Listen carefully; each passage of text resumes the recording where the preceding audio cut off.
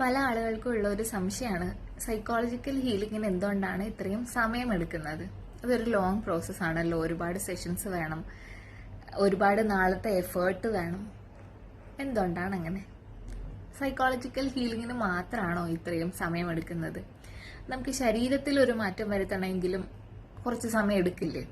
നിങ്ങളൊരു ജിമ്മിൽ പോകുന്ന ആളാണെങ്കിൽ 2 ദിവസം ജിമ്മിൽ പോയാൽ 3-ാമത്തെ ദിവസം നിങ്ങൾക്ക് 6 പാക്കോ അല്ലെങ്കിൽ മസിലോ ഒക്കെ വരുമോ? 5 ദിവസം കൊണ്ട് നിങ്ങൾക്ക് 5 കിലോ 10 കിലോ കുറയുമോ? ഇല്ല.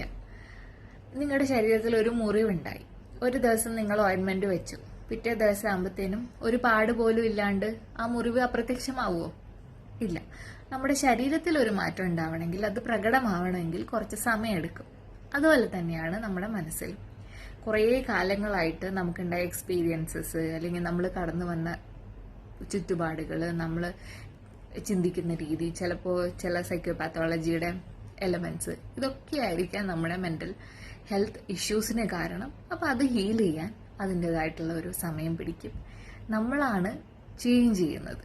അപ്പോൾ ചേഞ്ച് എപ്പോഴും കുറച്ച് സമയം എടുക്കുന്ന ഒരു പ്രോസസ്സ് തന്നെയാണ്, അല്ലേ?